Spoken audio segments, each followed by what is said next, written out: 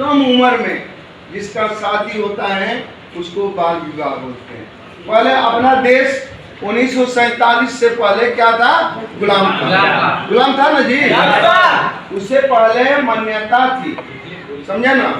1930 तक जब हमारे देश जागृत हुआ कि बाल विवाह क्यों हो रहा है, बाल विवाह समाज में क्यों हो रहा है, शिक्षा का अभाव में। शिक्षा यदि रहती तो बाल विवाह कभी नहीं होती। शिक्षा जहाँ पर है, अब हमारे देश में सबसे शिक्षित कौन सा राज्य है? केरल राज्य। कौन सा राज्य है? केरल। तो वहाँ पर लड़कियों की प्राथमिकता लड़कों से कम नहीं दी जाती है।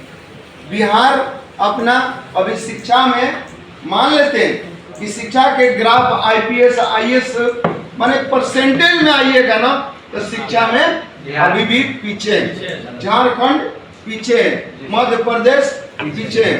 परसेंटेज जब ऑल लिया जाता है उसमें केरला, आंध्र प्रदेश, तमिलनाडु, दक्षिण भारतीय के लोग हम लोग से आगे, क्योंकि वहाँ पर लड़कियों को पहले से ही शिक्षा दी गई है। और अपने यहाँ क्या होता है, लड़कियों को शिक्षा नहीं दी जाती थी। तो भारत में 1930 से ये काफी इसमें चर्चा हुआ। 18 में इसमें हमारे पूर्वजों ने काफी इसमें मेहनत किए, प्रयास किए, तो शारदा एक्ट बना। जो एक शारदा नाम की महिला थी, उसने 1929 में इसका बहुत प्रयास किया और 1930 में ये लागू हुआ। उससे पहले 14 वर्ष की लड़की, सोचिए 14 वर्ष की लड़की और 18 वर्ष का लड़का का कानूनी, समझे ना, कानूनी उसको छूट थी कि शादी कर सकता है। 14 वर्ष की लड़की, कितने माने दुर्विचार किया गया था हम लोग। और शिक्षा के अभाव में अंग्रेजों द्वारा एक कानून ला करके रख दिया गया था। और वो लोग शादी अपने प्रौढ़ होते थे 21 वर्ष में लड़कियों का, 25 वर्ष में लड़कों का। अब बचपन में शादी होगा तो बहुत सारा दुष्प्रभाव पड़ेगा। सबसे पड़े तो समाज में दुष्प्रभाव पड़ेगा। समाज में दुष्प्रभाव ये पड़ेगा कि छोटी उम्र में शादी होगा तो बच्ची क्या होगा, पूरी रूप से तो पूर्ण तो हो नहीं पाई है, इसलिए उसको पूरा शरीर का तो विकास हो नहीं पाया है। और उसी बीच में बच्ची मां बन जाती है तो कितना उसको दिक्कत होगा। पढ़ी लिखी नहीं है, उसका पढ़ाई चला गया, उसका बचपन चला गया, उस पर शिक्षा चला गया, उसका माँ बाप का प्यार चला गया, और जा करके एक घर में घर बसाने लगती है। आज भी हमारे समाज में, खास करके बिहार में, ऐसा अभी भी बाल विवाह चल रहा है। लेकिन गुपे छुपे, क्या है? गुपे छुपे, छुपा चोरी। सामने कह करके कोई नहीं कर रहा कि मेरी लड़की का उम्र 15 साल 16 साल हो गया, मैं ब्याह कर लूंगा। डंके की चोट पर नहीं कर रहा है, लेकिन चुपके चुपके कर लेता है।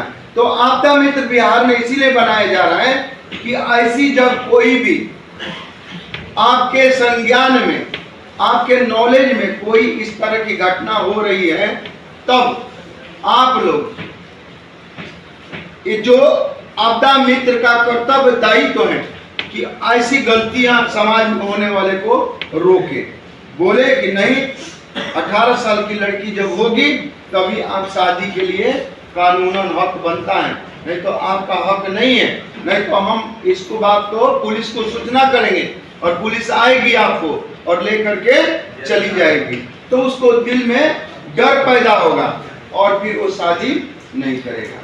देखिए बहुत सारी चीजें होती है ना जो हम लोग रोक सकते हैं, बहुत सारी, क्योंकि ये भी एक आपदा है, ये भी एक मानव जनित आपदा है। छोट बचपन में करेंगे आप, क्या मैं बतलाऊं, छोटी बच्ची को पहले देखिएगा कि एक गठबंधन किया जाता था। जो क्या होता था कि बच्चियां शादी करते करते, बहुत बच्ची होती है ना कि सो जाती थी, नहीं तो मंडप से उठ करके 12-13 साल की बच्ची क्या करेगी, उठ कर खेलने का उसका उम्र है, वो चल देती थी, इसलिए गठबंधन किया जाता। लेकिन हमारी धार्मिक विचारों में क्या होता था कि जब कभी एक दूसरे का शादी हो तो गठबंधन करना जरूरी है, ये धार्मिक विचार से होता था।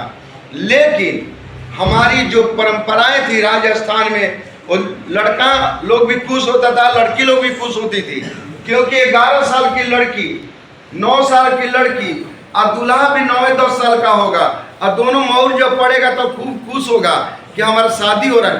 वो थोड़े भी आपको जानते हैं, मोहर से खुश हुआ, नए कपड़ा से खुश हुआ, मिठाई खाने से खुश हुआ, उसके घर में लोग आए तो सोच रहा है कि यहाँ पर सब लोग आ रहे हैं, इससे खुश हो रहा था बचपन में वो लोग। लेकिन उनको जब पता चलता था, थोड़ा सियाना हो जाते थे, तब पता चलता कि हमारी गिरफ्ती इस तरह से कर दी गई, हमारे जिंदगी में बेड़ियां पहना दी गई, क्योंकि शिक्षा के अभाव में ये सब समाज में दुष्प्रभाव पड़ रहा था। अब हम लोग चलते हैं उस जगह पर जहाँ मेन एक सामाजिक बुराई है एवं कानूनन अपराध है। दूसरा, मैं अपने परिवार में दहेज लेन एवं देन का विरोध करूंगा और घर वालों को इस बारे में समझाने का प्रयास करूंगा। मैं ऐसे किसी भी आयोजन में शामिल नहीं होऊंगा जहां दहेज का लेन देन किया गया हो।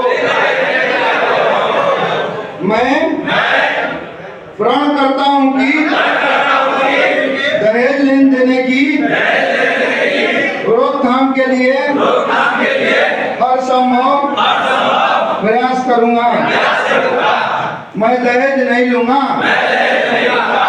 मैं अपने राज्य, समाज और अपने देश को दहेज मुक्त बनाऊंगा। बोलिए भारत माता की, भारत माता की, सिविल डिफेंस की, जिला मुजफ्फरपुर की। सभी के सभी बैठ जाएं।